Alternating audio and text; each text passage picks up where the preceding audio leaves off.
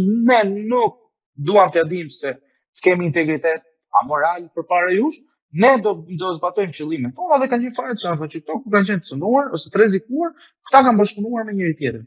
Janë kushtëzuar apo jo, pra zoti Meta kur shkoi te Rama në 2013, të nuk mund ta themi sepse ishte koalicion ishte pjesë e qeverisë Berisha më saktë, por këta bëjnë gjithmonë bashkë. Tash në ka të gëzuar apo të hidhuruar në çdo parti, për të përgjigjur pyetjes, çdo kush ka egon për të qenë ndoshta kryetari i partisë ose në rastin e Partisë Demokratike, po dhe në rastin e zotit Meta të Partisë Lirisë, ka egon për të qenë krye të partisë dhe nesër pas nesër të konkurrojë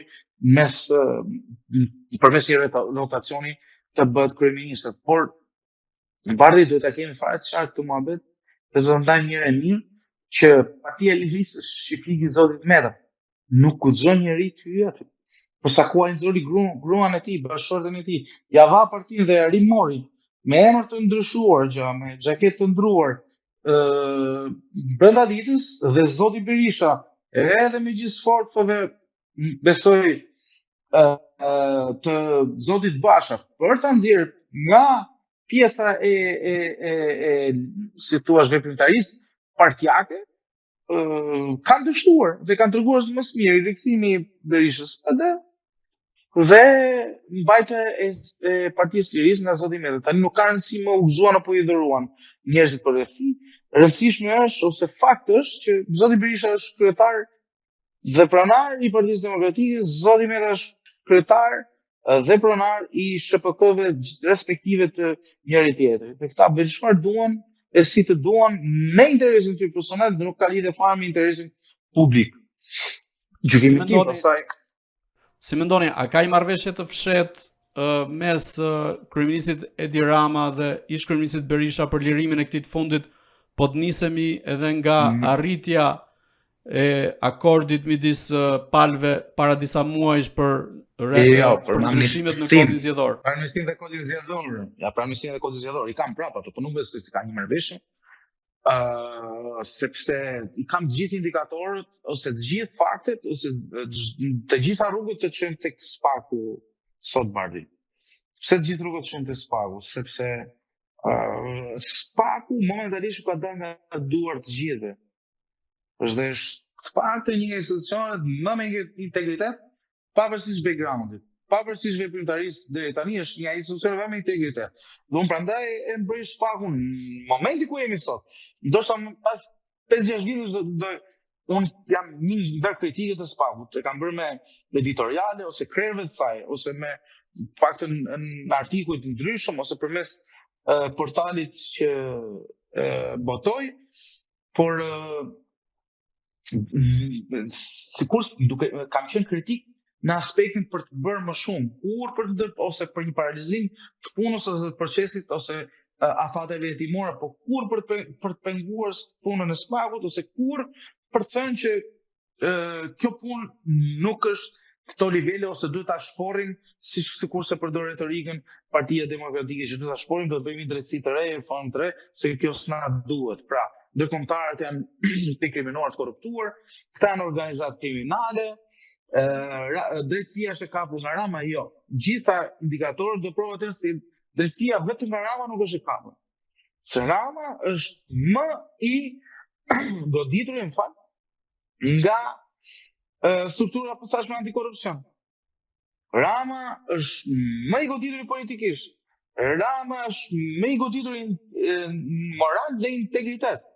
Pra Rama sot nga Spaku nuk mund të thotë shqiptarëve se unë do bëj atë më të mirën për ju për sa e përket. Pra, vërtet mund ta ketë meritën Rama ose mund ta quajë Rama sikur e solli reformën drejtësi, por reforma drejtësi nuk është se i doli kundër Ramës.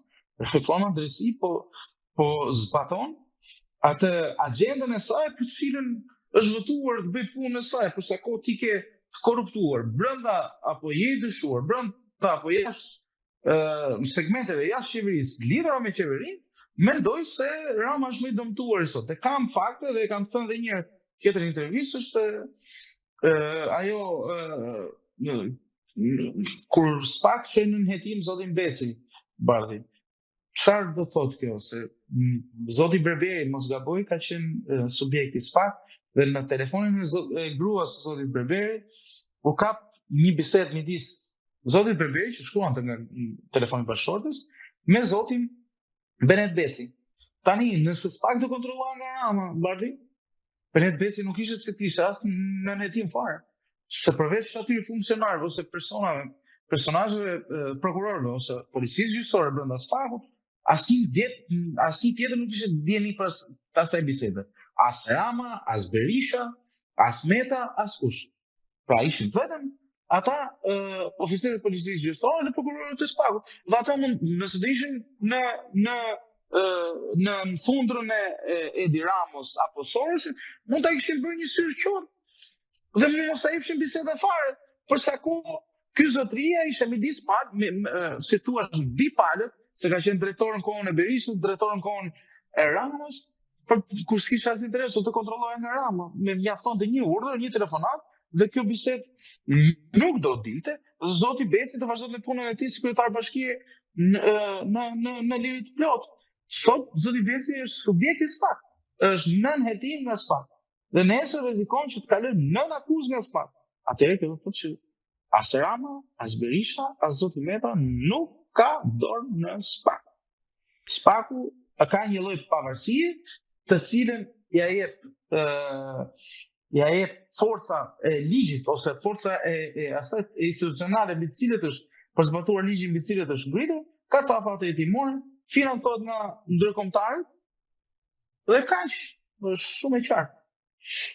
Edhe në këtë gjykim, mendoj që nuk ka kursesi Rama të kenë ndikuar të lënë e lirë zotit Berisha.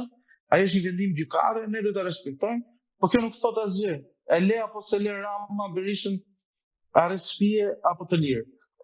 Lufta e Ramës, lufta e Ilir Metës, lufta e zotit Berisha është me drejtësinë. Në raport me drejtësinë që përmes sjelljes argumentave ose provave të vërtetoj se zotëria për veprat penale për cilat është akuzuar është i pafajshëm. Pastaj nëse e pret fajsinë ose pafajsinë nga shtëpia apo nga qelia Burgus, siç është janë rastet, apo në liri apo nga qelia Burgus, siç është zoti Meta dhe zoti Berisha, kjo për ne nuk ka asnjë rëndësi. Ne duam të dimë kush na ka marrë lekët, kush na ka futur duart në xhep, pse u shkatrua ky vend, pse u doq ky vend dhe vazhdon të digjet për ato centët që këta thonë që janë ngritur protestë në vendet perëndimore, po këtu protestat nuk bëhen më nga shoqëritë, si thua, nga ato segmentet e interesit, po bëhen nga ca politikanë që më shumë kanë hallet e tyre, ose janë hall se si ta pengojnë punën e SPAK-ut, se ca individëve që vërtet u rëndon xhepi vendime ndryshme të qeverisë. Tash apatia po diskutojmë pse në Shqipëri nuk ndodhin protesta sepse kemi 1000 hallë, është vërtet që kemi 1000 hallë, po tash këtë pjesë do ta shpjegoj një sociolog, se unë nuk por ama ka një si thua indikacion pozitiv sot që plas që SPAK-u i ka liruar i qik nga shqiptarët nga kjo përgjegjësia e protestave.